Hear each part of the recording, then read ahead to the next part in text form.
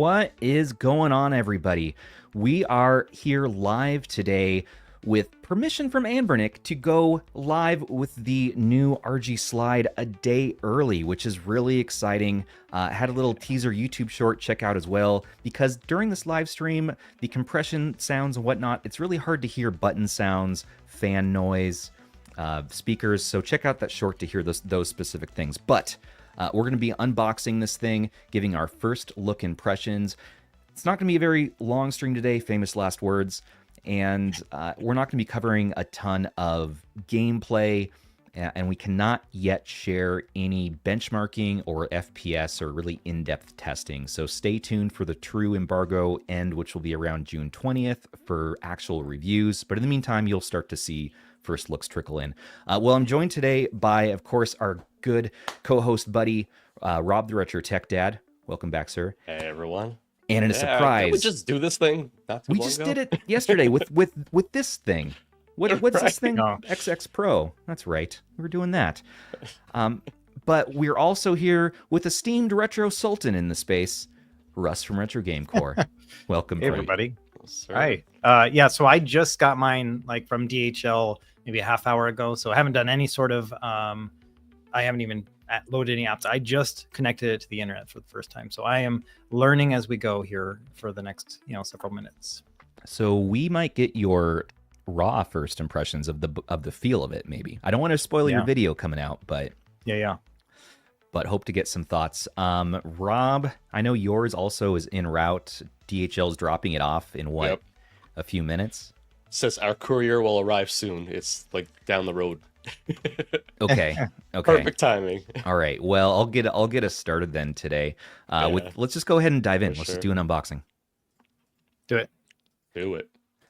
Now, if you're new to the channel here, don't forget like, comment, subscribe, all that YouTuber stuff. We're going to be doing a ton of coverage on this and similar devices. Now, Anbernic sent this over for review. It's an early engineering sample prototype, so everything on it might not be finalized. But they also sent this neat little case, which is kind of cool. And it's simple, no frills, not like leather or anything like that. But you get a picture of the device, and it's been sitting in there nicely. Now, this will be a fun unboxing because I actually have had this for a few days, but I have not been allowed to really talk about it or show anything until today. And so I already have some thoughts and opinions, but I figure I'd give you the unboxing experience. Oh, they went with a slip cover there, too. Slip cover. It's a slide cover. It's a slide cover. Now, this is the white unit that I got here. I don't know what colors you guys have for yours.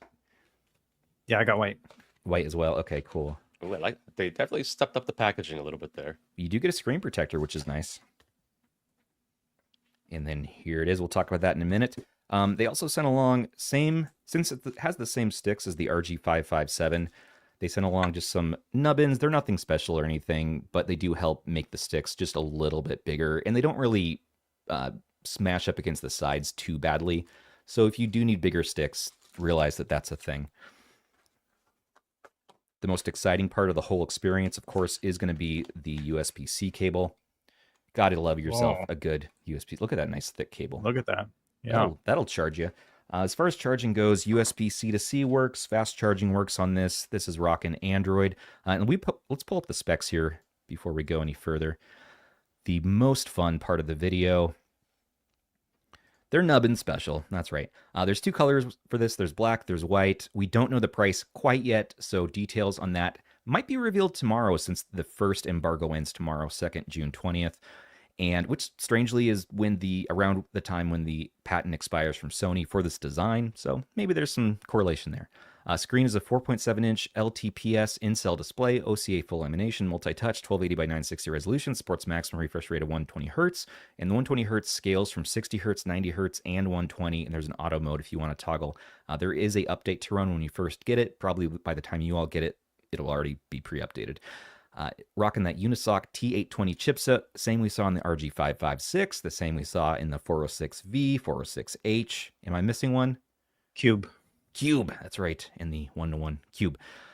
SoC chip here is 6-nanometer process, octa-core, blah, blah, blah. You can read the specs on the screen. It's fast, but not as fast as the Dimensity 8300, which they have in the RG557. So kind of a step back here, but it's still, it keeps the heat away a little bit, maybe. Quad-core Mali-G GPU, 8 gigabytes of LPDDR4 RAM, 128 gigabytes UFS 2.2 storage on board, Android 13, 2.4 gig Wi-Fi, 2.4 gig and 5G Wi-Fi. There is no SIM card in here. 802.11 ABGNAC and Bluetooth 5.0. This does have that third-party sailing the high seas super sus program called Rixel HK on there. Maybe uninstall it. Games, it supports all the way up to, PS2, PS Vita, a little bit, and everything that T820 can do in the other Anbernic handhelds. So you should be able to do a lot of what you're focused on, which for this, I feel like for me is like upscaled PSP. So I'm going to be at a 3X today on PSP to play it safe. We can't show FPS, but I know that we should get generally smooth gameplay at that resolution. 4X also is a possibility. AI is on here. It is a little wonky in my testing in the last few days. Not perfect yet. We'll talk about that. It does have 2 front-firing speakers, which is nice to have right on the front there. Very clear and crisp. It supports up to 2 terabytes microSD card, and I can prove that because I have a 2 terabyte SD card in here with every game known to mankind. Battery is a 5,000 milliamp hour battery, up to 6 hours, they say. Charging, 5 volts, 2 amp charging, approximately 3 hours to fully charge. You do have Hall joysticks in this. You do have a gyroscope, rumble, all that fun stuff, active cooling. And the biggest complaint, or rather controversy, is around the weight. I weighed it this week, and it is actually 380 grams. It is heavy. It is hefty. Pretty heavy. Yeah, it is large. But you'll see, it's at least it's kind of distributed evenly depending on how you're holding it. And that weight is all in the top metal panel they have to make that slide mechanism work.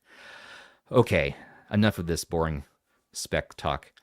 Looking back at the device, and there's that kind of GameCube logo thing going on. Right? So you get your active cooling in the back there, which is interesting. That fan intake, exhaust at the bottom. It is very thick, and we'll compare it to similar devices like the RP Flip 2 and the RP Mini. The first thing, though, I noticed when trying to get my SD card in, at least in this prototype model, it was nearly impossible to get that in. My wife and I both tried. We finally had to use a pair of tweezers to like force it to go in. The hole is very deep. That's what she said. And on the right-hand side, we do have volume up and down, power button along the top. There's nothing. You have inline, clicky, L1, R1, L2, R2. You're not going to be able to hear this again over the stream very well. So do check out our YouTube short if you want to hear the button sounds. Popping it open. Look at that. Slide mechanism. Probably the main thing most people want to see. It seems strong. It seems sturdy. It is loud as all get out, though. When you slide it, it is the loudest thing.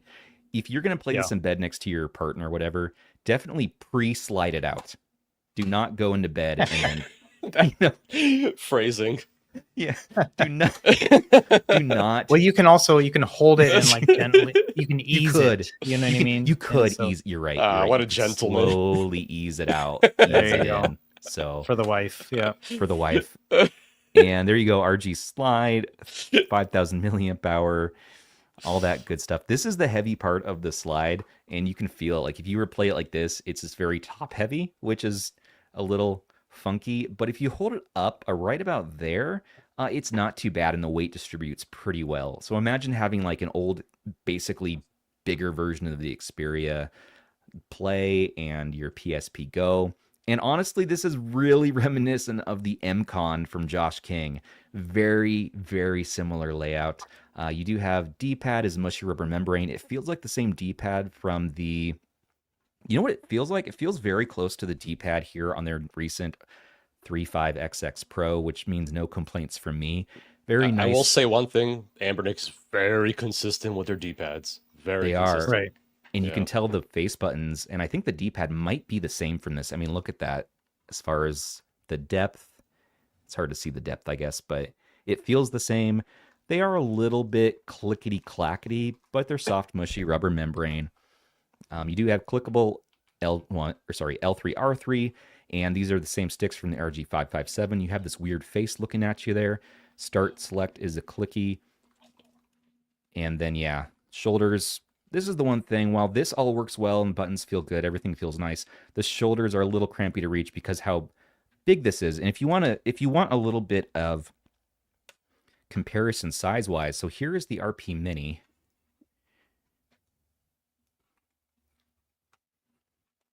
Here's the Retroid Pocket Flip.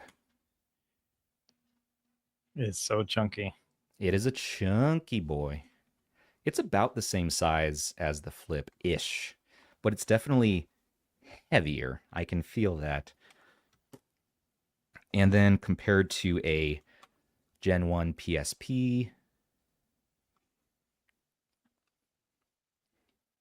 Oh, wow. I don't have a PSP Go, but Rob does, as well as the Xperia Play, so we will look at that in the 406 series devices. Here's a Vita 2K. Here is another looking familiar face button here on the RG557. This basically fits the screen of the 557, sticks out a little bit. And if I'm going too fast, yell and I can slow down a bit, but I'm sure people can screen grab and share around. Here is a new Nintendo 3DS. I think this is the XL. Yeah. What else? Oh yeah, a bunch of clams. 35XX, 34XX, both the SP models, of course. Miu Flip V2. 35XX Pro, and the Retroid Pocket Classic. This one I am shipping off to Digital Jedi. Shout out Digital Jedi. Thanks for letting me keep it long enough to show in this video. Yeah, this is heavier than all these handhelds, by the way. In fact, it's probably heavier than a few of these combined. Yeah. Speaking of weight, let's just take a look at that.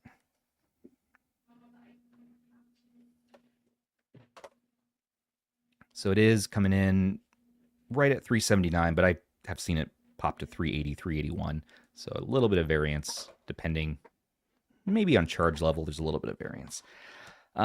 Flip 2, 310, so not as heavy. 3DS XL at 337, RP Mini at 223, 34XX SP at 176, 35XX SP at 197, Miu Flip at 168, RP Classic at 228. Come on now. That was the battery low.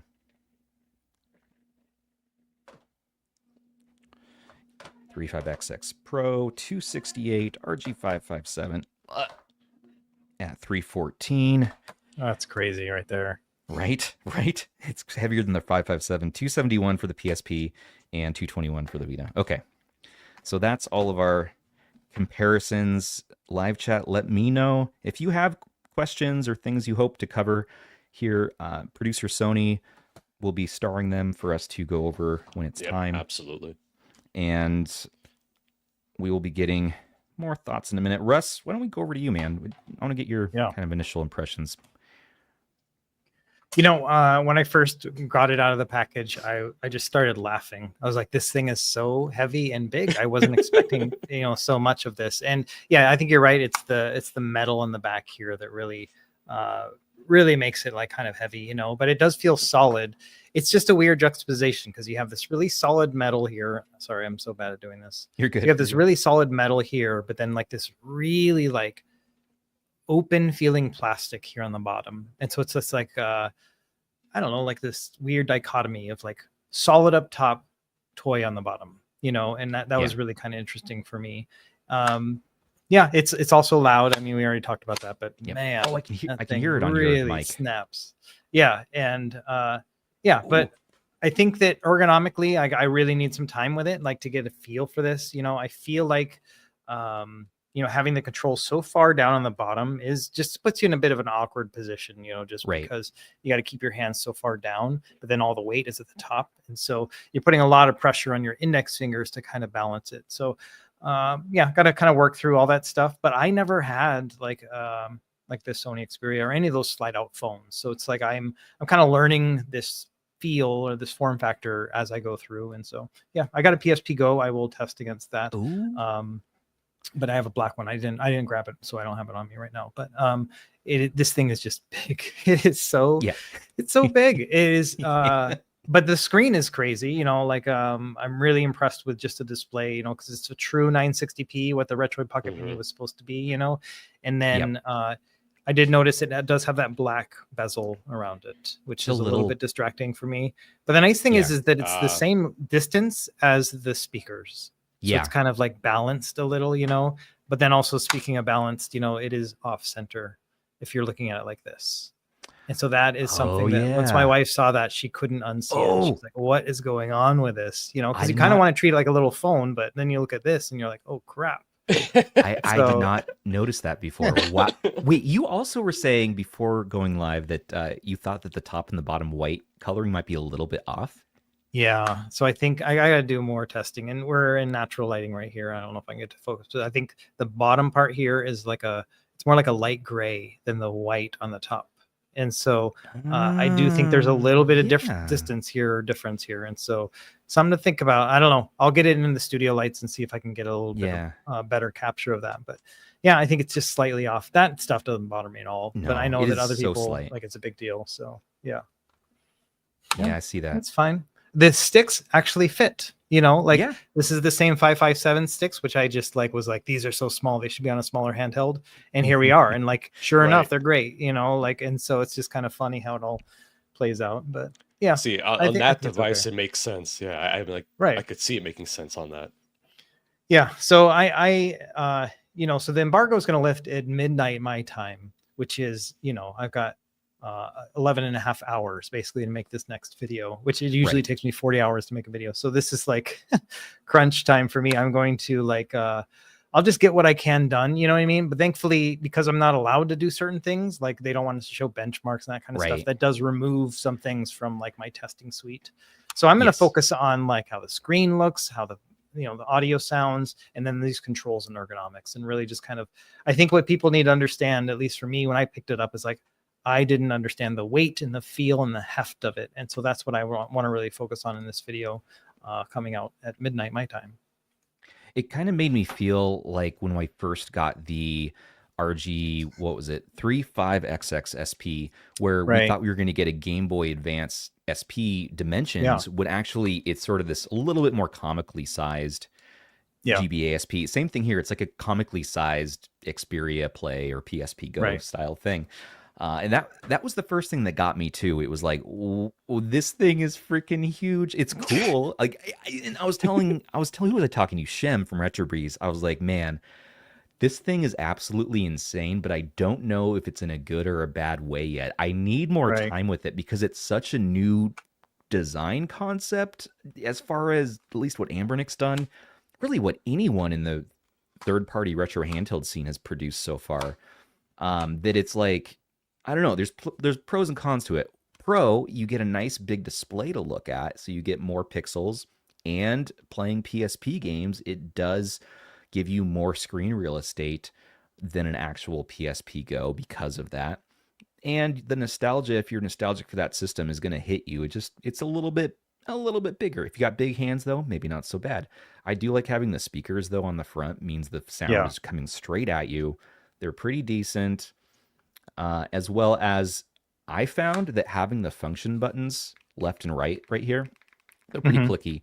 But I just, a lot of the time, I'm closing this and just using it to play touch games on Android. So I can play my emulation, and then I can, if it's something where I just need the touch screen, I don't mind just closing that up because it's way more comfortable to play when it's closed than it is when it's up. Right. So now you have this nice, thick kind of game console, and it's a little heavy, but it feels good to play. And you can map buttons to the front function buttons. You can also always slap it in the telescopic controller, too. You could slap it in a telescopic controller. You know, I think the embargo's up on the new Razer. I'm not going to mess with it. I don't know for sure. I'm horrible with embargoes. Anyways, speaking of embargoes, once again, if you're watching this, we are okay to do this live stream, but Russ does not have a video out yet because the embargo on long form content is still in place until 3 a.m. Pacific tonight. So And he literally just got it 30 minutes ago. Right. yeah, 30 minutes ago, but he's here with us, which is really fun. And we'll talk a little bit more, but then he does have to leave and start his content. So before we get out of here, what else do we want to look at here? Oh, let's see. Ergonomics, buttons. Do we have any chat questions we want to answer really quick, specifically for Russ, maybe? Let's see. What do we have starred?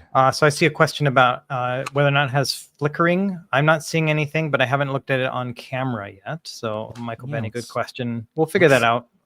Camera will pick it up pretty Let's- quickly. Yeah. Yeah, I mean, one start nice it up. thing about 120 hertz, there's lots of options with that frame rate, so we could do things like messing around with black frame insertion.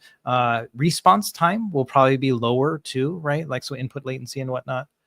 Yeah, I'm not seeing any PWM flickering. Yeah, but I haven't again, seen it. camera Yeah. settings, like it sometimes requires messing around. So And my camera is not set up for PWM flickering friendliness. So if there is any, just like the 557, we will be seeing it right now. It is set to 120 hertz though. I've left it in that mode all week. It's Battery going to be life. interesting to see how many devices this screen will end up in, since this is a custom screen by BOE. So Right? I imagine Anbernic's going to want to make full use of this thing. Now, BOE had that screen in the Steam Deck OLED that people were having some controversy over. Is there quality issues with BOE? No, beyond that BOE makes screen? good panels. They They do, also okay. make Yeah, they the make good stuff. panels for Red Magic, those Okay. custom panels that don't have the notches on them. So And realize Yeah. too, we do have, as far as colors and contrast, just to make it pop a bit, because people were concerned about this being kind of a dull IPS panel, and it looks pretty nice, even without the increased contrast, but I do have that on just to make it look YouTubey and nice on screen. But even in standard, the color is nicer than some IPS. It's not the nicest IPS I've ever seen for sure, but I know they chose this panel to have that 120 hertz so we can do black frame insertion on RetroArch, all that good stuff. And increased contrast, just you might as well turn it on because it does make the colors pop a bit more. Unless you're playing Game Boy Advance, maybe you don't want as much color popping.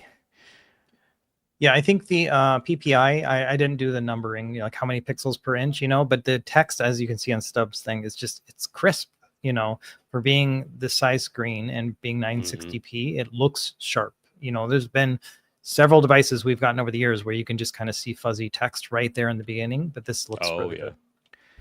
Yeah, and as a final thing about the PWM question from Michael Benny there, I'm going to go in here and I'll show you where that setting's at. It's right under screen refresh rate. Oh yeah, there So we go. you can set it after the first update runs. You can set it between auto mode, 60 hertz, 90 hertz, and 120. And also, I just calculated the PPI. It looks like it's 340. So that's Okay. pretty. Yeah, not that's bad. pretty good. Yeah, that's pretty good. Yeah. Yeah, so I'm not seeing any flickering, luckily. But to really put that to the test, we should do a brightness test. Let's get it on some color. Russ's what's favorite that racing game? game. Yeah, never heard Honestly, of it before. it's the best thing about this game is the colors. It's just a great way to show off colors on a display. Yeah. And sound, really. Sound is good too. Yep. So there's a good representation of what the screen coloring is, but let's look for any PWM as we move the brightness up. Yeah, try down too. Usually when you go down, you can see it. Down's the problem. Yeah. Down is the problem. It has this feature when you go Good all the way scaling to too. The brightness scaling seems to be the way you Yeah. would expect it to be. It does Yeah. scale I pretty hate well. devices where it's like you get to 50% and it's all of a sudden it just has a huge drop in brightness and it just doesn't Right. scale correctly. And it gets nice and dim. There's a setting you can turn on called like luminous eye protection. So if you slide all the way to the left, it's going to enter some other display mode that's ultra dim. I have that turned off because it says it saves battery life to keep it off. So I said, okay. I don't know what that means, but we'll just turn that off. As far as like the settings go here, you do have that auto mode, which they have fixed that in the 557 to actually work now. So we're going to see if that helps us here today. I'll turn it on. The fan mode is there as well, and auto is okay, but I found it doesn't kick on when it needs to always. So I've just been running it consistently in cool mode. It's pretty quiet. It's hard to hear on camera, but it's very cool and quiet. The strong mode is fairly loud, but not as loud as the RG557 in strong mode. Here, take a listen if you can hear that. Probably You can hear it maybe a little bit, but not Yeah, too bad. I can hear it on my own, but it has a bit of a what do they call that, coil whine or whatever. bit Like of I the can hear a whine little bit of sound. that. But it's on the back, so you may not encounter it as you're actually using it. And as you're starting to play like PS2, and especially if you try to push like Nintendo Switch on here, which some Switch games will work, especially if you under-res to 0.75 or 0.5, they will work, but this does get hot when you start to push it that much, even with the fan on strong mode. So pushing the T820, or not T820, yeah, T820 in here, all the way to its max will tend to create a little bit of heat. And they have included the RG launcher on here if you want to see what that is. That's their front end. Usual thing there, but they're really kind of hyping that up on this release. The other thing that they're hyping up is this AI that I wanted to talk about. So they call it Anbernic AI. It's on here. It's, I know, released for a few of their other devices too. You can set it up as this sidebar assistant basically. And in my testing, it is not always accurate. It gets the basics. Like, let's pull up Horizon Chase again. So you swipe to the right and you say, all right, give me a walkthrough on this game. And it'll show taking a screen picture, and then it says, okay, it looks like you're playing Horizon Chase. Here's the goal of the game, the controls, the gameplay tips. What the heck? Yeah. My favorite feature of this so far has been the on-the-spot game translation, which I thought was really cool. And that does work actually pretty well too. Yeah, that's so if pretty you want to cool. play like a Japanese native game, for instance, and you don't want to use RetroArch's built-in AI translation option and set up that API, then you can use this, and that's working well. This doesn't always work amazing. For instance, like if we load up something in RetroArch,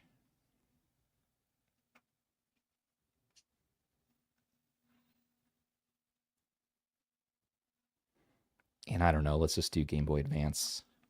Also, black frame insertion is turned on at 120 hertz right now. So we'll get a look at that. And a nice colorful game, of course, is going to be Alien Hominid.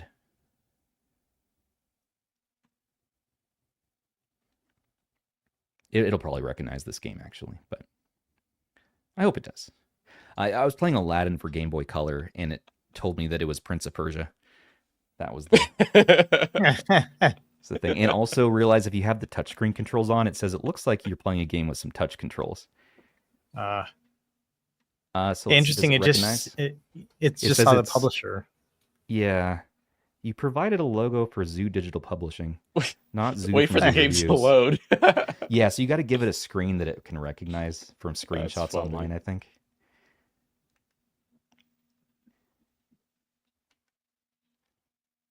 There you go. Oh. Well, I want it to. I want to try to detect it in the game. Yeah, that's the test, I think. Come on now. There's so many versions of this game too. I wonder if they'll know it's the GBA one. I'll be interested to find out if it can detect like the aspect ratio. So slide it over. Now also you can make this a hovering button that shows up in the lower left here by clicking here. And now it's just a button and you can just press it. And I can't believe we have AI buttons on our devices right now. I know. And one that's actually kind of useful, and it's from Anbernic. Zoo reviews TRD, the turtle walked so Anbernic could run. Okay, let's see what it says. Rick and Morty. So it's not always 100%. It's not always. And jeez, also Anbernic. It's the early days here. I know they're early on it, but it's kind of cool.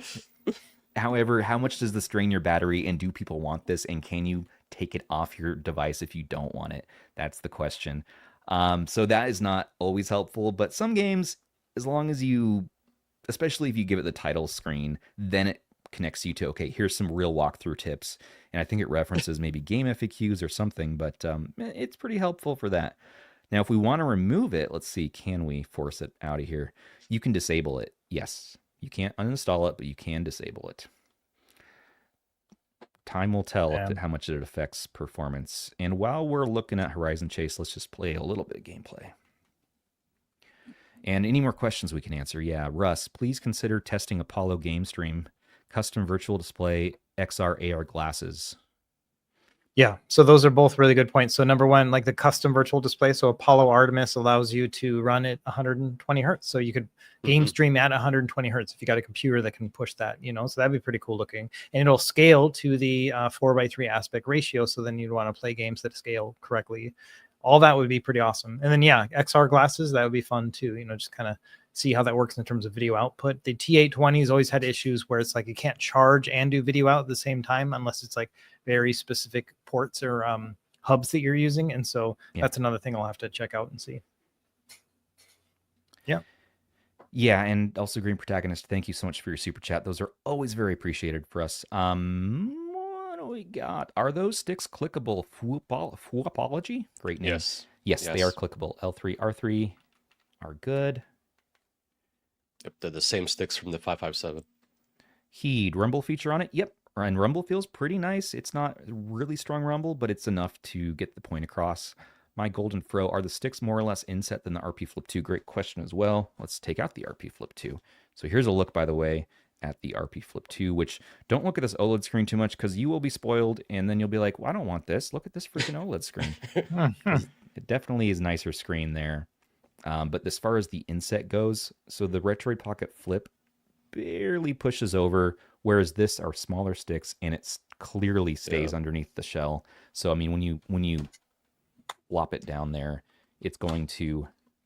Yeah, and you just have to think about the design here. I mean, one's sliding, the other one's flipping, closing shut, and there's a little bit more of a gap between the display. Yeah. There's about a 1 or 2 millimeter clearance. If you like try to slide it and then you hold it halfway slid, you can see how much clearance is there. Yeah. And it's like 1 or 2 millimeters. So there's space there. I don't know. I don't think you can put caps on this and then slide it. So there's definitely a little more leeway on the flip in terms of that. Yeah, and you can put the caps they included on. You can't put like they do fit. You can't put like Stubbs nubs on. My joystick caps available. And that's for $4 by now. Use code Stubbs1 for 5% off. Do not use these on this. Did you say 1% off? 5% now. 5%. Do not use these. It will hurt your handheld and your thumb. But if you use, how do you feel about Anbernic including their own caps now? They're kind of they're encroaching my territory, but I was going to say the ones they include though, I'll show you. It does close with these on actually, but it does catch. It catches just a little bit, like it'll move the stick, but not enough to pull the cap off. Slight annoyance. I feel like them putting these caps in their devices is the very first time we've ever seen Anbernic say something that's close to an apology. Like, okay, sorry, we did make the sticks too small. You know what I mean? They never do that stuff. They're a little, it's funny because on the 557, for some reason, I was okay with the size and it felt pretty good, even though they're tiny. On this, for some reason, because I have to reach my thumbs in so much, I almost wish that they were bigger. So I've been playing it a lot with these caps on. Because it doesn't really limit the range of motion too much, just a little slightly, and watch. So you'll see the joysticks move. Oh, they're like getting a little twinge. Boop. Yeah, there's a little boop in there. There's a little, little boop, but not enough. I mean, you can totally leave them on there and you'll be good. I've been playing with them on. I prefer it that way. Now it is starting to warm up a little bit, and metal is a heat conductor, so the back here will get a little warm if you leave it down. No, let's play the game. And then, but range of motion otherwise is really nice, and there's no joystick grind. It does not touch the sides that I can tell. I don't know, Russ, if you can. On yours, what's your opinion? I haven't put the caps on, but just the caps, the sticks themselves, there's so much clearance for moving it around. Like it gets nowhere close to the side. So I think it's actually really good. And honestly, these sticks are really fitting for me. So I know Stubbs just said he didn't like them, but I actually think this is a really good fit here compared to the 557. And I also like that it's like inboard. And so for me, the sticks are more comfortable than the D-pad and face buttons because I got all that leverage I can do with my hands here to kind of prop it up. And so I'm actually enjoying this. I got to test it with actual games, but as far as just the feel, I think it's good. And I also should give a caveat about my thumbs. My thumbs are shorter than the average person's thumbs. So reaching these sticks for my thumbs is a little bit more of a reach, at least on my right thumb. See? Different sizes. It's strange, right? No one's ever seen that before. But so it's a little bit more of a reach, especially on the right stick. The left stick's good, but the right on shooters for me has not been as good. Yeah. So if you have these like club thumbs, maybe. So what you need are thumb caps for your thumbs, not for the I do. sticks. That's you need correct. a extender to put on top of your thumb. Yeah, that'd be perfect. And then we'll be set. I could 3D print that for you, Stubbs, if you want. Thank you. I do need a thumb extender. Thumb extensions. I don't want to admit it to anybody, but I that would probably help me. Yeah. Poor Stubbs. He gets a question about his thumbs on every single video. I got the best one yesterday. It was another like, bro, what's up with your thumbs, bro? And I responded like, oh, nothing much. Like they're doing pretty good. I haven't checked in with them for a while, but they're pretty happy being my thumbs. And I just start to have fun with those comments. And then one other guy was like, ew, what the hell's wrong with you? Why would you show that on camera? Why would you show your thumbs on camera? They're just my thumbs. I was made this way. Okay, so Horizon Chase. That's too good. It feels good. It plays well. Let's go over to PlayStation Vita because I have it open. Ben 10 Racing because Ben 10's kind of cool. And so oftentimes the right function button is going to be your, except for in this app emulator right now. But usually it is the button that gets you to the menu. Never mind the seizure happening seizure behind warning. the curtain here. I just want to get the touch controls off, but we're not going to worry about that. Oh, there they go. Thank you. And if you close this, by the way, it does not go to sleep. You do need to press the power button for it to go to sleep. However, if it is asleep, if you pop it up, it does wake it up. So that's cool. Yeah, I mean, that's kind of an important functionality. Definitely something you want to see from a device that does that. I kind of want to see the option for us to toggle so that when we slide it down, it turns it off or, goes to sleep. I'd love to see that because I was expecting that behavior. I'm like, all right, I'm done with it. Ah, shoot, I got to push the button, But in the I'm using the old software. I haven't run the update yet, but in the old software, there's an option that says when you slide it to close, have it turn the screen off, but it doesn't do anything. Oh, it doesn't sleep. Okay. Yeah. Okay. Oh, okay. So if you go into the settings in the Anbernic there was something in the handheld. Yeah. Handheld game console. Okay. So let's just take a look at this. Joystick configuration, calibration, key launcher. Nice. Fan configuration. So there's some extra fan settings. It looks like a custom option. That's great. Oh, slide setting. Okay. Wake up and unlock. Oh, I like that. So but slide down settings. Yeah. Let's do hibernation though.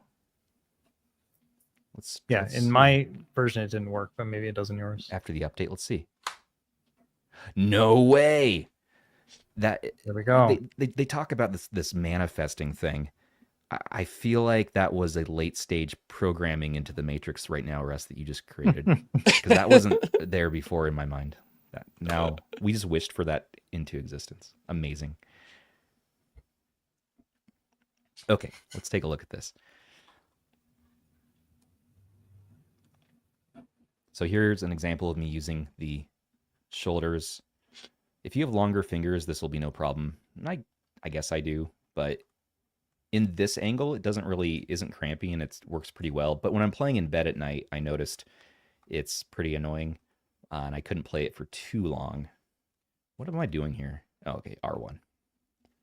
Someone asked about the strips and nubs on the sides of the screen. So the strips are speakers. Those are speaker holes. And then those nubs are actual buttons. They're function buttons. The one on the right will be your back and home button. So you can tap it for back, press it and hold it for home. And then on the left, that's like a programmable function button, I think. It doesn't do anything for me out of the gate, but there must be something you can do in the software for that.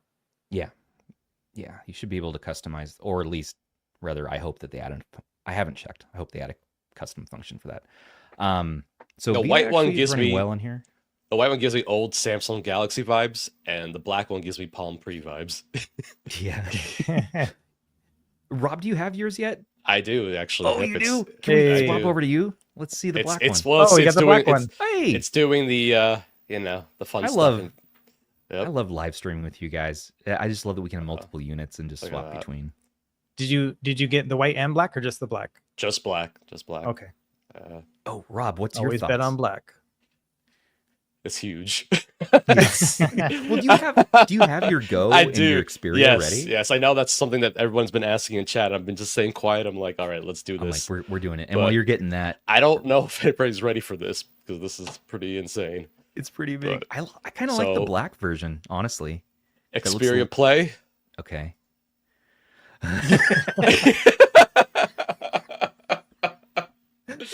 Just take that in. Just take this in for a moment here. In my YouTube short, I said it's a little bit bigger than the Xperia Play. I couldn't remember. I mean, even if you slide it open, it'll still be bigger than it's closed. It's like I don't want you to ever talk to me and my son. I'm like, if you're hoping for the sequel to the Xperia Play, you might be in for a shock there. Size-wise, this is incredible, man. And the Go, which is actually pretty close to the Xperia Play as well, and the white will definitely stand out more here. Oh man. Okay, I remember the Go being bigger than it was. Okay. No, I mean Sony's engineering absolutely phenomenal with the Play and the Go. I mean, it's unbelievable what they did. I mean, this is like a marvel here, but I got to get one of those again. I mean, can you open it? Can you slide them both open? Oh, look at that thickness. Yeah, oh yeah. I will say that the sliding mechanism on this slide is really nice. I mean, it feels very substantial, but yeah, I mean, this is just kind of giving you an idea here. That's crazy. I mean, it just completely dwarfs it in size. That's incredible. So I know people are saying, well, why didn't they go with a 16:9 screen? I mean, the funny thing is 16:9 on this 4:3 display will have a larger image displayed here than it will on the PSP Go. So it's just interesting design for sure. Yeah, I mean, man, I'm nostalgic. I never owned a PSP Go really in my youth, but I've had one a few times, and I really kind of miss it now. Well, it's funny. The PSP Go was not popular when it launched. No. People did not care for it. It was all digital. They did not like that approach, and it's seen kind of a second life nowadays because it's so easy to hack them and all that. People really appreciate it for what it is, And really, when you compare it to any other PSP model out there, it is truly just impressive what they were able to do with this little guy. I mean, look at that. That's insane. Whereas that? I mean, the Palm Pre is also very small in comparison to this as well. But the white one definitely reminds me of a Galaxy for sure. But I think that the black does look sleeker, actually, surprisingly. I usually like all white, but I think it covers up a lot of the stuff on the bezel here. Which is nice. And yeah. Also, Kyle's asking about pocketability. Let's just do that real quick.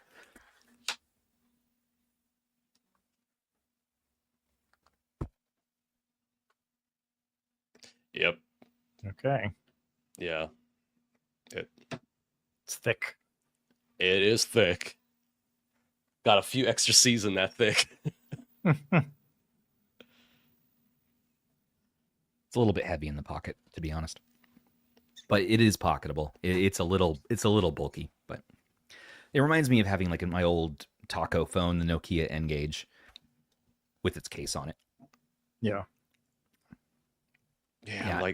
I'm kind of just this is really the longest I've held it in the hands right now, and you're just in awe of I like the black one. The black is nice. I like the black. Yeah. It's funny sometimes when you get the units sent to you and you're like, oh, I would get it in white. That's probably what I would have bought. But now that I have the black in hand, I'm like, oh, I think I actually would just stick with the black, honestly. So it's kind of funny how that works out. But yeah. I mean, I think I'd go for that too, honestly. Black is very sleek looking. They say black is slimming. So maybe it looks a little smaller. It's a little bit smaller. Yeah. Also, look at the back. Okay. What's your thoughts, Rob, on the weight? Doesn't pick up fingerprints, which is nice. Not really picking up anything. That's good to know. Yeah, that's really good. Yeah, I was going to say the shell on here is definitely It's a nice plastic. Yeah, it It's not feels plastic. really nice. It's not completely matte though. It is a little bit slippery. It's grainy, but a little bit slippery once it starts to warm up. I'm not seeing fingerprints, at least on this one either, though. Yeah, so I have obviously nothing on here. I just literally turned it on for the first time ever. I just got it while we were midstream. So there? Okay, there we go. Screen looks fantastic though. Just looking at it right now, definitely nice looking screen. There it is next to OLED. I know not apples to apples, but I mean this will just look better. It is OLED. But get out of here, RP Flip 2. People want to know temperature because it's fairly warmed up right now. Well, actually not bad. 25 degrees Celsius. Let's get a baseline though. 23. We'll take the temperature of the reading when we really are pushing it, though. So looking at just a quick D-pad test, people are asking about the D-pad. How does it compare to the RG Arc D-pad? I mean, it's completely different. It's not a floating D-pad. This is just their usual rubber membrane, but it is their idealized rubber membrane that you see on like the 40XXV and the 35XX Pro, which are some of my favorite D-pads across any handheld. It's not going to be that clicky, pivotable D-pad like you see on the Retroids and the AYN devices. But as far as mushy goes, it's one of my favorite styles. And let's see. Michael Benny's got a title suggestion. It's going to be bigger than you expect. No comment. No comment, Michael Benny. You are a national treasure. Yes. And that's all I have to say. Yes. Okay, so let me get in the zone here. Russ is watching me. I gotta impress him. See, I just accidental. See, my thumb. I keep hitting that joystick. Right. Focus, and that's not even the. Focus. Oh wait, is that the messed up one? Yeah, that's the mess. Your beautiful mouth, Rob. Man's here. Okay. While he's using the D-pad, I myself am also messing around with the D-pad just to get a feel for it. Feels good. It feels like a lot of the Anbernic D-pads. Yeah, it feels like just the regular Anbernic D-pad. Got that nice pivot that I like to see in the middle. It's weird to have like a full size like rubber membrane D-pad and face buttons on like a slide or a flip handheld. You used to like clicky buttons, you know, right. And this thing is just like a kind of weird juxtaposition of those two, where it's like, no, this is just that same tried and true feeling, but in a form factor that is smaller. I think they made the bottom half of this thing a lot thicker than they probably needed to be, but that helps when it comes to like weight balance, ergonomics, being able to rest your index fingers up above, like all those things are good. It also helps with heat, you know, to give you more space. So yeah. And that's one thing that's interesting when you compare it to like Sony's designs. Those were all dome switches. So yeah, exactly. Requires less clearance. Plus the Xperia Play never actually had analog sticks in it.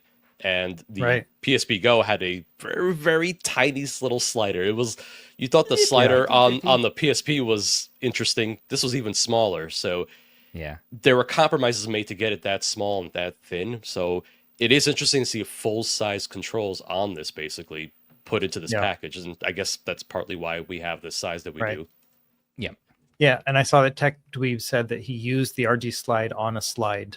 So that's pretty meta of him. So. Good work. We have a slide in the backyard. I'm getting ideas for my video now. You should do it in front of a pool. Do you have a pool, Stubbs? I do not have I have a trampoline, but not a pool. Okay. Well, we'll accept that. We'll accept your shortcomings. Bathtub. Thank you. Yeah, I do have a bathtub. Bathtub might get a little too intimate, though. I don't know how the IP rating is on this if I were to submerge it in water, though. That's the only problem. Well, only one way to find out. Well, see, everybody's always, goading me into doing crazy things. I dropped my beloved Retroid Pocket Flip 2 from high above like 3 or 4 times, and it didn't break, luckily, but I'm like, man, I regret doing that. So I decided... I'm doing a system update on mine, so I can't do any fun stuff. I'm just watching you guys. That works for us. Yeah, that system update takes a little while. Mostly Stubbs, since he actually has most of the stuff on there loaded up. I was worried about running the update because it says it, enhances the AI, and that's the update on the 557 that broke and bricked many 557s. Luckily, Gamma has an Unbricker app. You can fix that no problem, but I still didn't want to deal with it, especially on a new device. But I went ahead and, as Russ said in DMs the other day, he's like, thanks for being the guinea pig. I'm like, no problem. I was like, it didn't break, just to let you know. So playing a little PSP here. So here's what PSP scales and looks like. So you do get, of course, bezel top and bottom. You could be a crazy person like me and go ahead and just stretch it. I do this when no one's looking all the time. And, well, you could let's see, full screen. It's all right. I've embraced the stretching more. The stretching. It's not too bad. Where is it? Oh, display. Diamond Dallas Page taught me to stretch. He did, yeah. His yoga program, man. That yoga program, right? Gets you.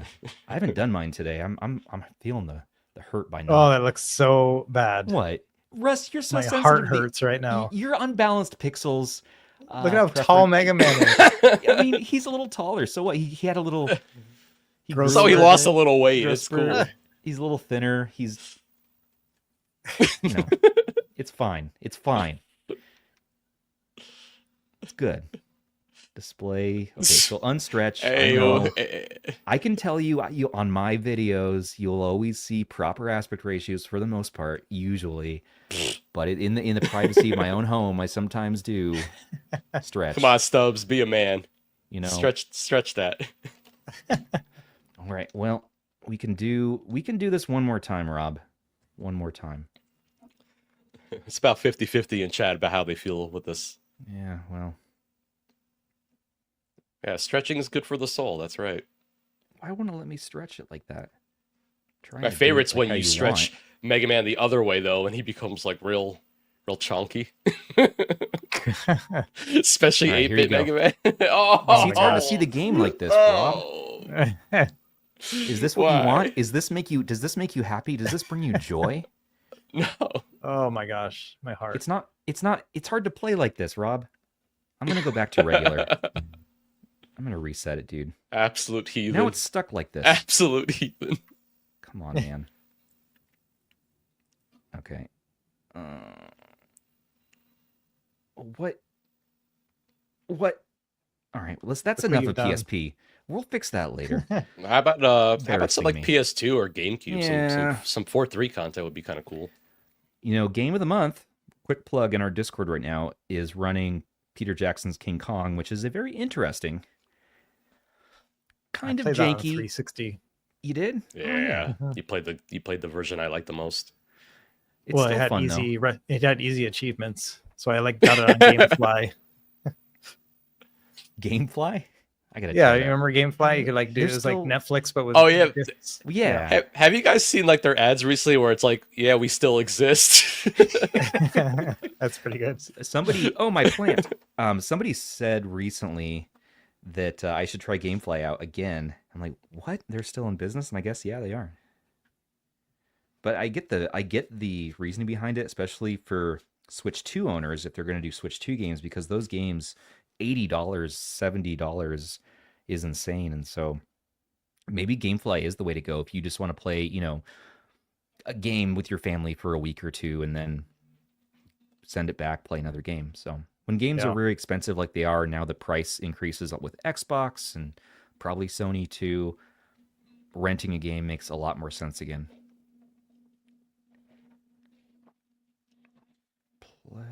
Let's see. I think I have a save file from this. I don't. Well,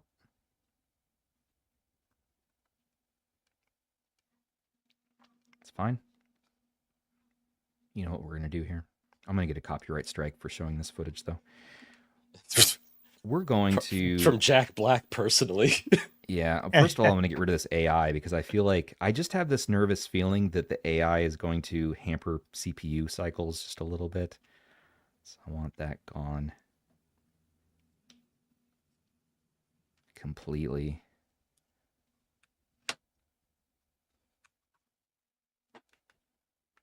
Yeah, the black one does a good job of hiding that offset screen as well. Like on the white one, it's very apparent that it's not centered. But that one, I can't really tell. Shim, thanks for the super chat. I refuse to hear a bad word about the Xperia Play. It really just blends in nicely. You just don't notice it as much. Retro, I'll send you $5 to never use that aspect ratio ever again. You got it. Thank you. I can't promise though. Tech Tweez says I want to. Oh yeah, we got this one. Thanks, Screen Protagonist. And Poppy Chulo JP thanks for your super chat. Is this bright enough to play in sunny weather? It's okay. It's not. it's not the brightest screen. You know, it's hard to tell in the studio lighting here. Russ might have the most success if he has his screen on. I'm still doing my system update, but I had to go to DHL and pick up my package, and so my wife did it, like drove, and so I was in the passenger seat, so I was messing around with it in the car, like bright sunlight, and it was visible, but I wasn't like, wow, this is going to be great for outdoors. Like it was more like, oh, this could probably work. Yeah, I kind of got the same feeling. I've driven it with the car in passenger seat, of course, once, and it was okay. I was like, I'm probably not going to bring this on the go as much. For me, though, realistically, I play most of these handhelds indoors in controlled lighting most of the time. Yeah, let's get this. This game is so dark. Yeah, it's not a great game to show off on camera. Unfortunately, it's not. Here, let's just show you the weather effects. And again, we can't show you FPS. We can't do benchmarking, so we're not doing that today. Reporting back, of course, we got the frame limiter. This is one of those games that used to like force like it's making a fake 16:9 to give it a more cinematic look. Resident Evil 4 did this, Beyond Good and Evil did this, and so that's kind of annoying. Yeah, if you go to options, you can actually turn that off for this game anyways. Oh, so I don't know why they have that, but yeah, I'm just going to do a regular 4:3. And let's see if you can hear the game at all. So you can hear if there's any audio crackling or stutter. This is at a 1X in Nether SX2 version 3668 with the Vulkan writer. We can try to push it a little bit if you guys want. We can try maybe... And again, this chipset is not amazing for PS2, but it will play most of the games if you stick around a 1 to 2X, depending. This game's a bit demanding, by the way, so I did have to drop it down to like 1.5X. Yeah. We do have performance mode on right now. So yeah, a little bit of stuttering here, so we're just going to go back to... It's pretty safe at 1.5. Let's do that. Yeah, let's look at that screen, though. I'm not hearing any crackling. There's Jack Black in the front.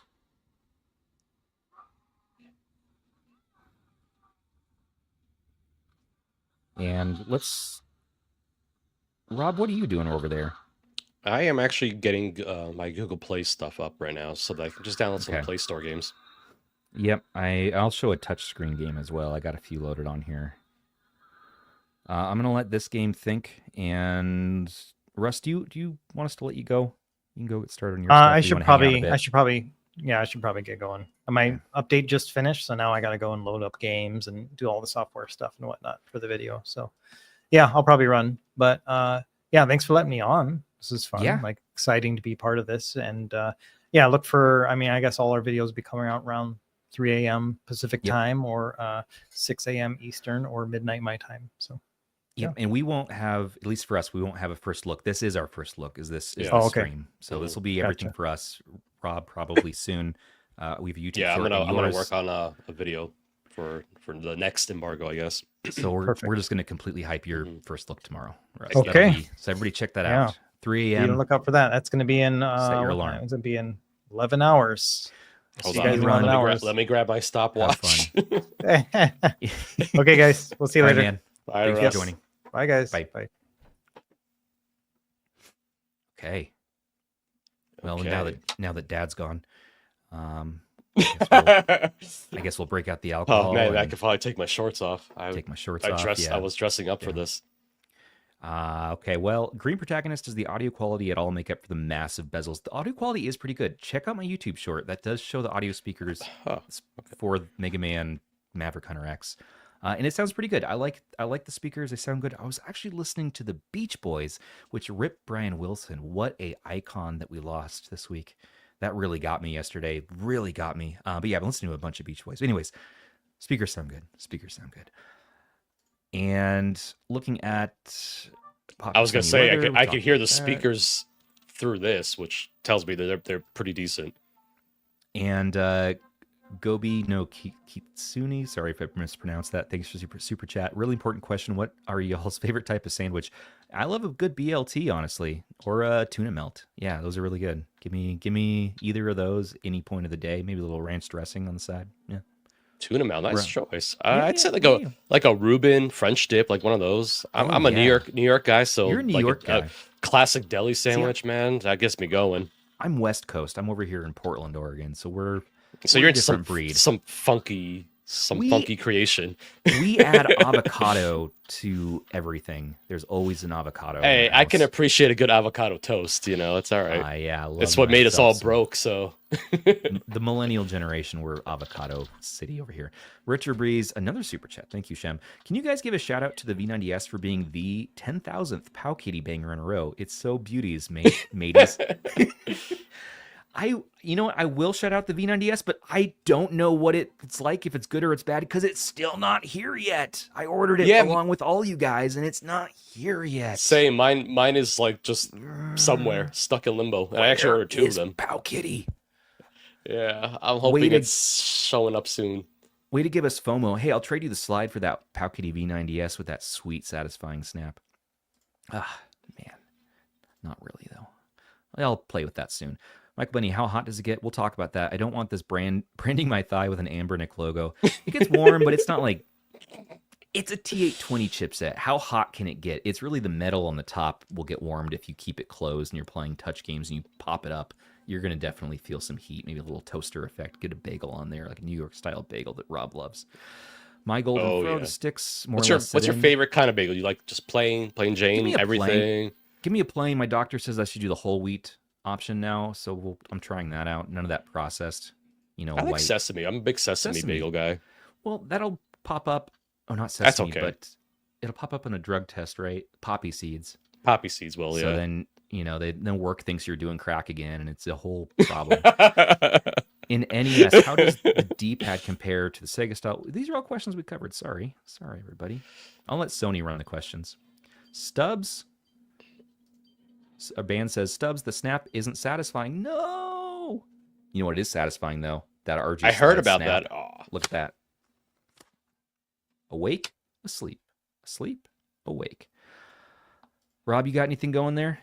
I was playing a little bit of pin out, which is just a touch. Let me feature that. That's one thing that's annoying when I have it set to turn the screen off, but that's okay. I just did that. Right. But like this is kind of like one thing I was thinking of that'd be kind of cool with this device is just being able to use it kind of in like a phone mode, basically. Like that mode. Yeah. And the screen looks great. Like this is a really nice looking game. So definitely show that off. Should I be insane and try to pull up Switch on Sudachi next? I mean, Secret Console. Hey, why not? Okay. Speaking of, if you're curious about how the T820 performs with Switch, I have a whole video on that. Oh, check out Rob's video. I'm gonna link that video. I did that on the 556, so expect similar performance there. Okay. I know. Which is why it's funny that we can't really talk about performance. Okay. It's not like it's silly. So here's the thing: if you want to know the benchmarking and performance of this chipset, while we can't do it here, go literally watch any of our other content on this chipset: 406H, 406V, RG Cube, 556. Rob is going to be even more in depth with his benchmarking and testing, so he's really the dude to follow if you like going deep into tech specs. Rob the Retro Tech Dad, my man here, is incredible at what he does. No, don't let that go to your head, Rob. But check that out.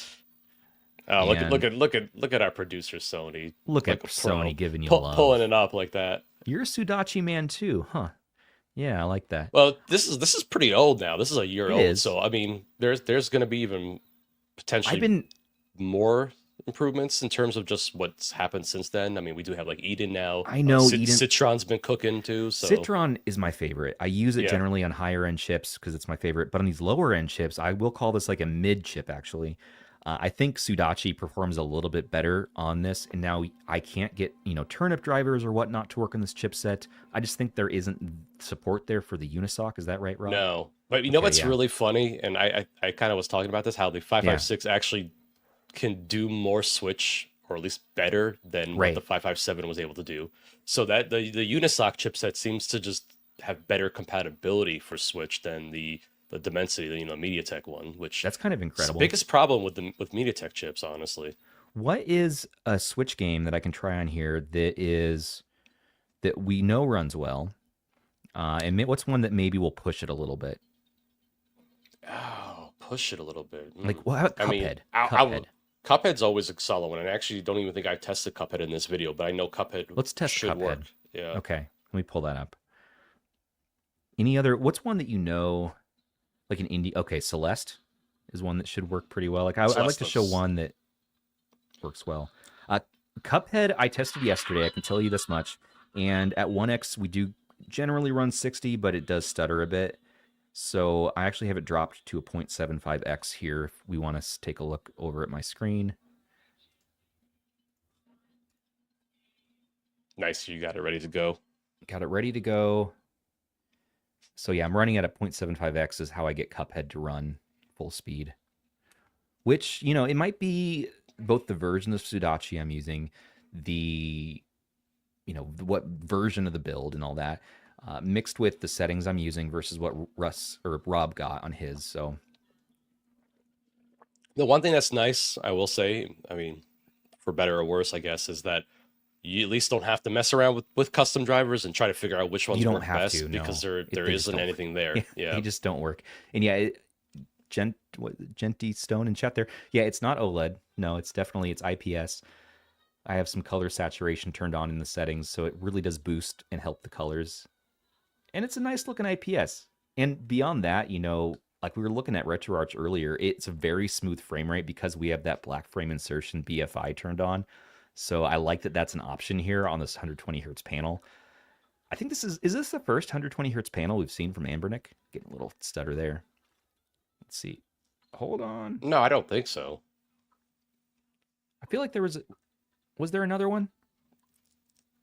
I can't remember. Unless I'm getting confused with Retro, which is very possible considering how many devices I have over here. I need to pull up some of our old videos. Oh no, don't worry about my Cuphead performance. So yeah, once we got the shaders cached, Michael Benny's got us. The 34XX. 34XX is 120 hertz. That can't be right. There will be some Android games that will also make use of that. I mean, obviously, we talked about game streaming being another use case for that 120 hertz. Yeah. So, I mean, and of course, black frame insertions, another use case for the 120 hertz. So there's definitely some use cases for it, which is, you know, again, it's nice to have it there. Ow. Now the chipset itself will not be able to push a lot of Android games to 120 frames per second, at least the ones that support it. So it really is a game-by-game basis.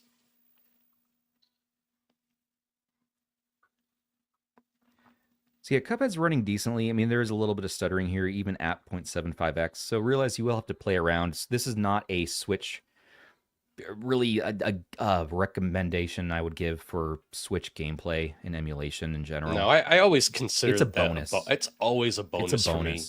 Even on a device that's more capable, it's just, you have to keep in mind compatibility is still all over the place. We still have so many different emulators out there. Some do games better than others, and it's just, you know, I always like to say it's just a bonus. Don't buy any of these devices for Switch, you know. I was actually at a 0.5x. I feel like there wasn't a lot of performance difference though between that and 1x. I just want to show that one more time. Rob, what do you got rocking over there anyways? Well, I haven't done anything. I've been watching you. Oh, that's fair. I gotta find an SD card that has something on here. Let me know how you feel about getting an SD card to even go in the hole. Here's the thing also, everybody, is that if you are somebody who is going to be using a lot of shoulder buttons, you're playing shooters and stuff, I don't like the stretch there.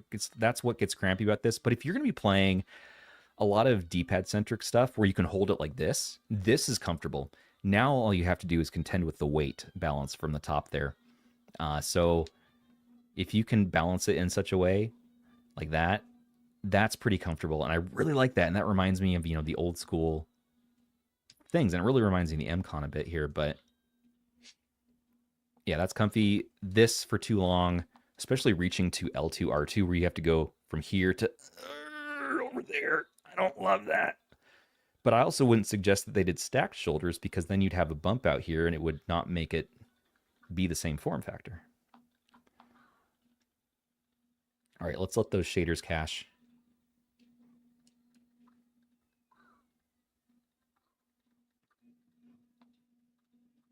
And I bet you could probably try out just Yuzu Standard, the final build. That might get you more mileage on this chipset. But Sudachi generally, I think, is going to be... I've actually, more recently, I'd say, I've been switching to Citron. That's been kind of... I was pretty Sudachi for a while, and then now I'm doing Citron more recently. I started with Citron in this chipset on this the other day, and I was getting just a little bit less performance, I noticed. But again, I'm only testing only a couple Switch games. So I'm testing Cuphead, and I think Hades, and Celeste is probably a good one for us to try real quick. So yeah, I didn't see much performance difference between the 0.5 and the 1X on Cuphead there, so I think I'm just smoking a little bit of crack. Yeah, just a scotch, just like the smallest amount. There is gyroscope Nectronics, yeah, there is.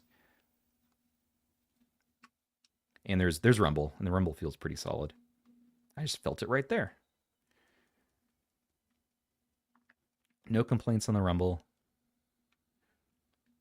Any other questions? Now's a great time for questions. Also, of course, the 1 terabyte SD card I pulled from my Odin 2, the slide does not like it. It doesn't? It wants to format, and I'm like, no, please do not format that. Yeah, I like this. You get a satisfying rumble every time your character lands. MB2 Reviews, thank you for becoming a YouTube member. That means a lot. Yeah, our YouTube memberships are $3 if you're interested. We do these live streams all the time. We're going to be doing a lot more of the device live streams, especially in our new device series here. And we're going to be formatting this more like an extension of our podcast. So there'll be like segments, and I really want to focus on this and get good at this format versus doing my produced videos. Honestly, this is a more efficient use of my time in my life right now. And I think it's also just fun. We get to interact with everybody in the community. What's great is that, when you produce a video, you make mistakes. There's nothing you can do about it. It's already out there. When we're live streaming, people in live chat can point out our mistakes real time, and we can go and then correct for that, or like, oh, what did we get wrong? Oh, here's the actual answer. To which it just makes me feel comforted to know, like, at the end of the day, we can leave the live stream knowing we did our best, and with the community's help, we really all came together to show off the best that we could for the device. Yeah. This game is 1X, and we got full speed here. That's... Oh, no. Come on, bird. There we go. Thank you. All right. So, again, like I said, we're going to be keeping gameplay very brief. Check out Russ's video tomorrow. That'll be really cool to see what he comes up with. We want to see an Android game. I know I loaded Rob's favorite Hot Lap League on here. We got Zenless Zone Zero. Zenless Zone Zero is a nice benchmarking. Oh, nice. Sorry. You got Zenless on there. Okay. Yeah, I'm downloading Diablo Immortal, and then Wuthering Waves. I know that's always another one. Oh, yeah. I don't know if you had that on there. I don't have that one, but I do have... Okay. I don't think anyways. I think I have Zenless. Here, Castlevania Kid, thanks for your super chat. My wallet is tingling. Yeah, what is the price on this going to be? What is the price? I was thinking around $180 to $200. I think that's going to be the price. I think. I hope they go under that. Oh, no. I forgot to launch this and download all the assets beforehand. Why would I do this to myself? Yeah, I really do hope it comes under 180. I think that's pushing it.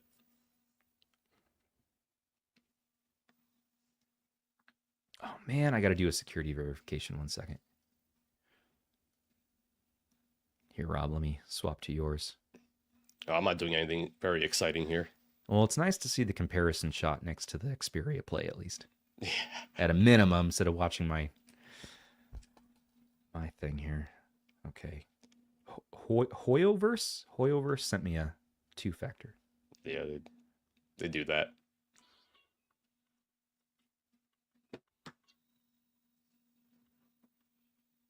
Okay. We're downloading resources. I really wish I would have done this earlier.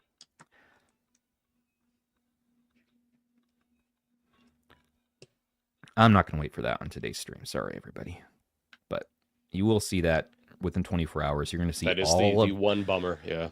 All of the videos are going to be dropping for this by tomorrow from many content creators. So at least a few of them. So do check back there. What else do I have? Devil May Cry, Delta Force. Oh, I do have Wuthering Waves, but again, I didn't load the assets. Sorry. And that one's pretty substantial too. It's like 30 gigs, I think. Yeah, so please accept my shortcomings. What haven't we done? Have you done any GameCube yet? Nope, we can do some GameCube and maybe 3DS, and then we'll call it. I was hoping to keep this around an hour 15, so we're kind of right there.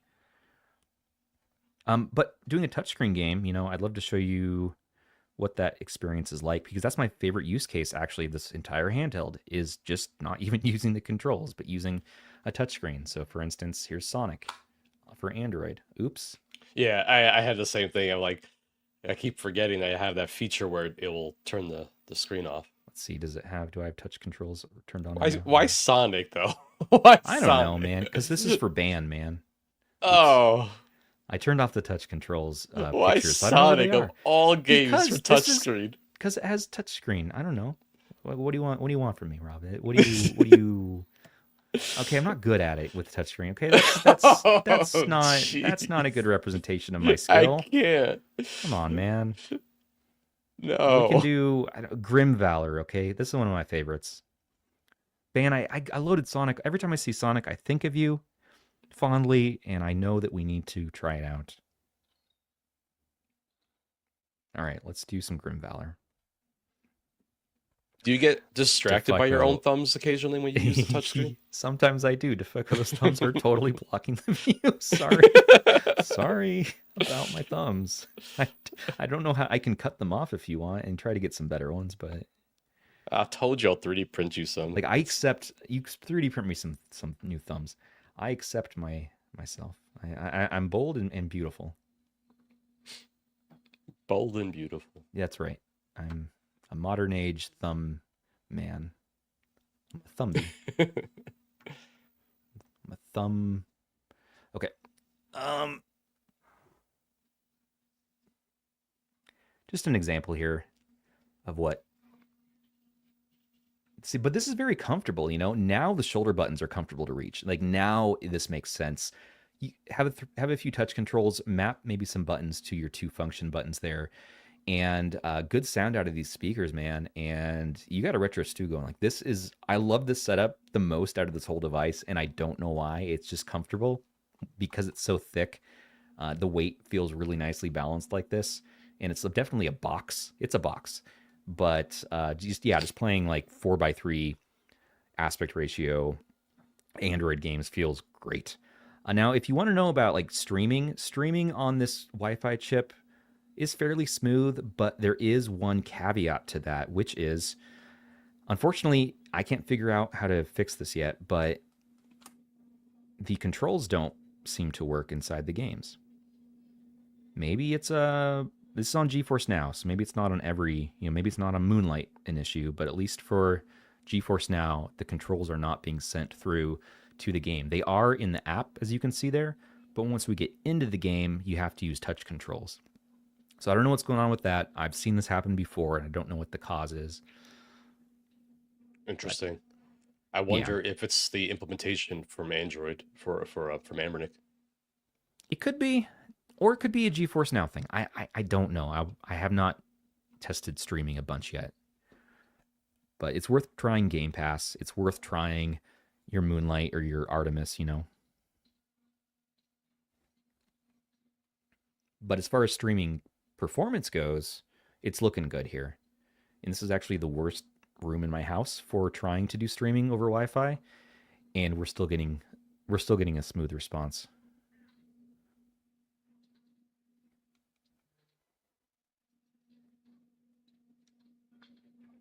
Yeah, I'm gonna have to do an update on mine, but I will say right now I'm in Diablo Immortal and it's not picking up the controls. Oh, you gotta. Okay. Yeah, you might have to do some touch mapping. Which is interesting because the game does have native controller support on Android. So, and I switched the modes and all that to So I don't All know that if good stuff. if the update corrects it or not, but that's just something I picked up on right now. Dude, do you want to see the worst game in history from our favorite franchise, WWE? WWE Crush Hour. It mixes Twisted Metal and WWE together.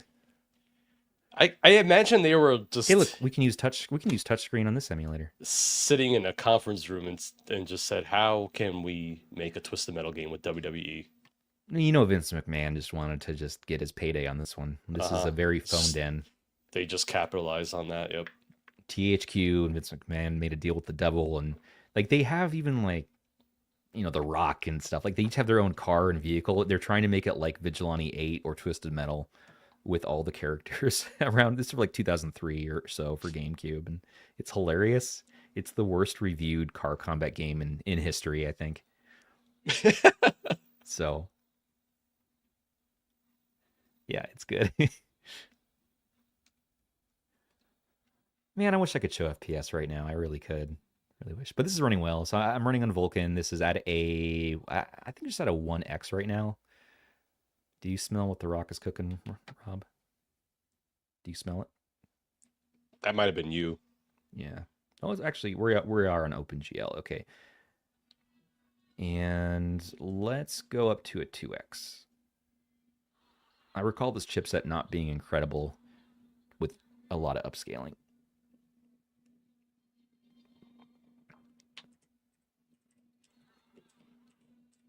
Here we go.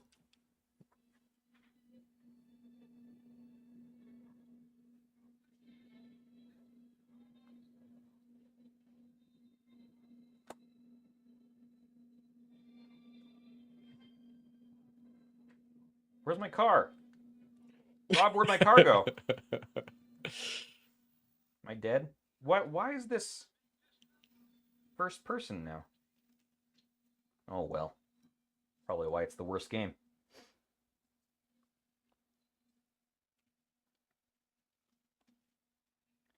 And lastly, close us out right now, let's do 3DS. Because that's an interesting thing on this 4.7-inch screen. And my favorite game, Alien Chaos 3D.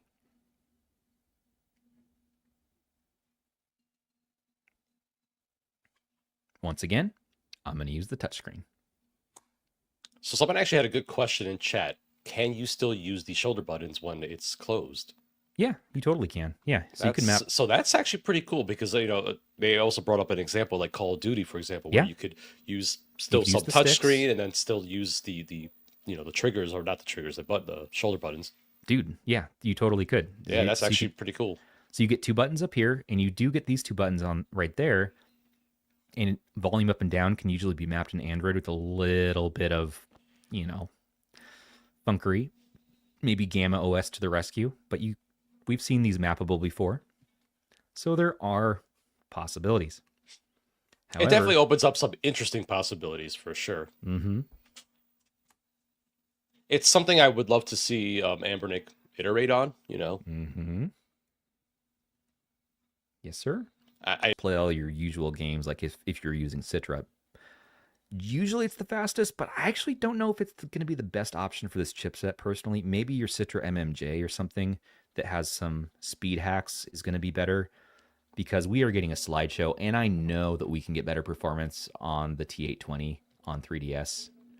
I just have seen it, so this one more should testing run to come. A lot better. We should be getting a lot better frames than this. While this game is definitely a tough game to run, this is ridiculous. So more to come on that. Don't take that for the end all be all for 3DS, but not great there. Okay.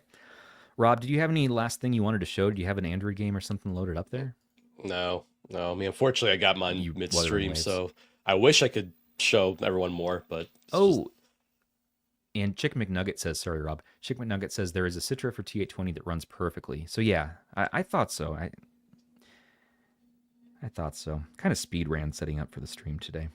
I did not expect for us to be able to stream today. I was planning for a stream tomorrow when I talked to our rep, and I said, hey, you know what? I'm seeing people post shorts and stuff on Instagram. Like, are we good if we just do a live stream early? And it was like, yeah, you don't do a long form video, but yeah.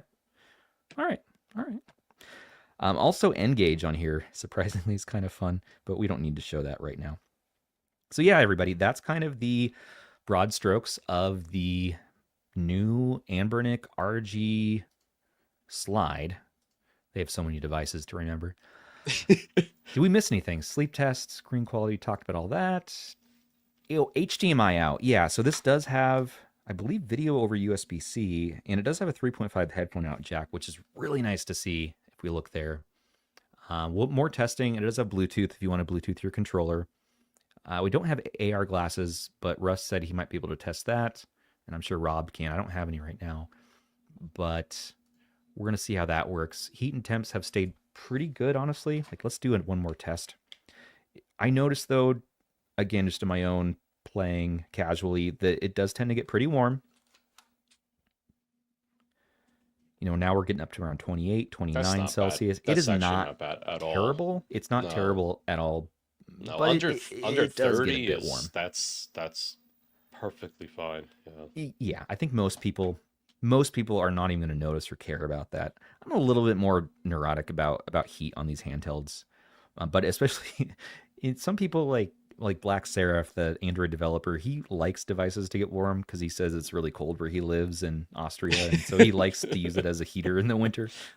They also realize, so Epic Games works on here, and yeah, Prince of Persia should work on here if people are wondering. But they have Rixel HK. It is on there. I can show it to you real quick. I don't recommend using this. It does let you download games and stuff from their servers. They're not going to be the best versions of the ROMs, though. I don't know if they all are retro achievement compatible either. And it downloads it to your download folder, and then you have to manually go in and like drag it to your ROM folders, and then tell either launcher or whatever to scrape it, whatever front end you want to use. You know, some other options for that are going to be like console launcher, ESDE, RetroX, awesome. But in general, it cracks me up. They won't include Nintendo ROMs on those but preloaded cards, but they have that. You can download them for in there. But at least you can actually fully uninstall this, especially if you really don't want to support sailing the high seas. It's just it's all right. They are very. It just reminds me of the old days of the Happy Chick stuff. Remember that? Yeah, I remember that. I just would skip it. The only one I ever liked was the original Retroid Pocket 1. They had this thing called the Retroid OS on it, ROS, and they had a built-in downloader back when that server was up, and that worked pretty well. We're on the current version, too. Okay. Well, let's go ahead and wrap up, everybody. And if we didn't get to your question today, it might be worth doing a second live stream on this, or just more content. Down. And Rob's going to make a video too, so I will, stay tuned. We can read your questions and get to that in our follow-up content. I do have to pick up my son from preschool now, so I do need to leave. I know we're not doing a 4-hour live stream, which is crazy. And I was also going to say, we're always in the Discord as well. You know, we'll try to answer questions as best as we can, or at least what we are able to answer, you know. Yeah. Hit us up on our Discord. It's going to be at, where is our Discord? Retro Handhelds. .gg is our website and has a Discord link there, or discord.gg/retrohand. Yes, it's Producer Sony's got it right there. Producer Sony's got us. He's coming in clutch. Yeah, feel free to ask us questions and we'll get to what we can in there. You know, we are definitely pretty swamped right now, but we'll do what we can.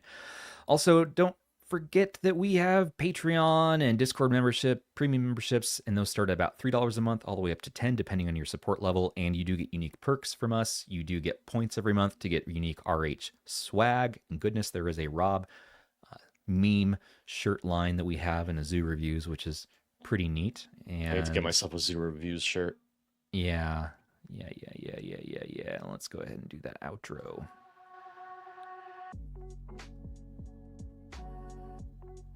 One more question. Those good beats. Got one more question. Monty, it must be nice watching movies and videos. I really like watching movies on this. Yeah, or just YouTube videos. I was watching. It'd be cool on this, like older content that's in 4:3 format. The 4:3 content looks good. I was watching some Beach Boys content, in fact, on this the other night when I was testing. So, yeah, that's definitely an option. So to summarize real quick, before we get out of here, it's too soon to say actually if I recommend this. I don't know yet. I just need more time with it. I've had a few days, but I do need more time. You know, I think it has a lot going for it. It is the most unique handheld of the year so far that I've tested. That is for sure. and I still don't know if it's insane in a good way or a bad way. For me, the hand cramping is a big concern. Then again, the Retroid Pocket Flip 2 cramps my hands in bed. When I'm playing on the couch, though, it feels great, and this one feels fine when playing on the couch. But again, there's that reach issue as far as hitting L2 and R2, and for my liking, Russ feels different. For my preferences, the sticks are a little too far set in to be comfortable to use, and the sticks are a little bit small, but that might not be a concern for many, and you do have those joystick caps that they do include. Face buttons, all that, the rest of the buttons feel great, and I love playing touchscreen games on here. It's just a comfortable layout to hold and feel for touch Android games. Speakers sound awesome, being that front firing right at you. There's no muddiness, really. Nice, crisp, clear sound. And everything about it is really coming together with the performance on tap on the Unisoc T820 in a pretty likable package, you know. It's a little disappointing we're not getting a newer chip like the D8300 on this, but as Rob was saying, there is some better compatibility we're seeing for things like Switch and other systems. So it's not the worst, and it does get a little hot for my liking, but not too hot. You know, if I were to give it a recommend right now, though, I would say, I'd definitely say, yeah, this is worth about $160, $180, and it would be a unique piece for your collection. I don't know if I would make this my daily driver and my one and done device, though. That's what I will say. Unless you love the PSP Go form factor or your old Motorola phone, Sidekick phone or whatever, you love that form factor, maybe this, you know, raises that nostalgia in you to where you have to have it. I know a lot of people are hype about this, and it is super cool. It is a super cool idea. I don't know if I'm the target audience for this, and so that's, for me anyways, it's one I like having in the collection, but I'm not sure yet. I need more testing. Give me a few more weeks to feel it out, to be like, yes, I need to keep this long term. Yeah. Rob, what's your first takeaway summary? Well, I got my midstream, but I mean, it's definitely bigger than I was expecting it to be. It's a big boy. Right now, I can't really speak much on the ergos. I got to actually play some games on it, but you know, my thumbs don't. I'm not overreaching for those sticks, so that's a good thing. You know, for ergos. Oh yeah, your thumbs are better for that. Yeah, I mean, like everything's placed pretty nicely for me. So, yeah, I mean, I'm gonna be playing with this pretty much every day, you know, and see what we can do. And again, like the weight and the weight's a factor, and how big it is a factor. I know you. So I will say this hinge is, the hinge is nice, like, solid. This is a solid hinge. Can you show from the side like how solid that is? Like the way it slides is really freaking solid. I'm very impressed with their technology on however they got that to do that so smoothly. Yeah, I mean, this is like crazy good. Yeah, they did a really good job with this. You could tell they studied it. Like, yeah. I mean, just looking at the design in the back here, and then kind of metal components in the back for the hinges. Yep. I didn't realize they matched the hinge, slide. They're metal. Yeah. So I guess they have to be, right? I mean, look at that. Yeah. I didn't notice that before. I gotta get a PSP Go, man. I gotta get a PSP Go. You have to get one of these. I have to. All right. So that's kind of interesting, just looking at it first impressions wise. You know, they studied it. You can tell they studied this. They nailed that aspect for sure. It slides, and it slides well. I mean, there's no denying that. This is crazy good. And as far as like alternatives, what else could we really recommend if you want this form factor? There's nothing except for an actual PSP Go or the There's nothing else. There's nothing else. I mean, like I said, I would love to see them iterate on this, somehow maybe get it smaller a little bit, but this is interesting. It's different. It's definitely a different design that we've seen in a long time, you know. Yeah. And if you're interested in purchasing this, we will get links in the description when they're ready. We don't know what the price is yet. I imagine we'll get that information probably tomorrow when the first embargo lifts. And stay tuned, around June 20th, we should be getting that second embargo where you're going to see like more actual reviews. And I believe that's when pre-orders should go live. I don't know for sure, but I have to guess that that's the case. All right, everybody. Well, let's go ahead and get out of here. Thank you so much for hanging out with us on this live stream, by the way. Like, this has been a lot of fun this afternoon. We got way more in the weeds than I thought we were going to, and I guess it's always like that. It always happens. I think there's a lot of interest in this one, just because it's so different from what we've seen in the past from Anbernic, so not surprised by that. But if you like this and you want to see more, do like, comment, subscribe, all the stuff us YouTubers asks. And don't forget, you know what? Thank you so much to our channel members, our patrons, and our subs for making everything here at RH possible for us. Perks with us start for as little as $3 a month. Join us in our Discord to chat and play some good games, Game of the Month. And join us on our follow-up content. We're going to be having an offline podcast episode launching over the weekend for Franco Caterina, the RetroX front end. Awesome interview that we did with him. And we'll be back with you all for our normal broadcast time at Monday at 6 p.m. Pacific for our next episode of the RH Podcast. Until then, this has been Stubbs on behalf of Rob and Russ and producer Sony saying, take care of those handhelds, everybody, and each other. Take care, everyone.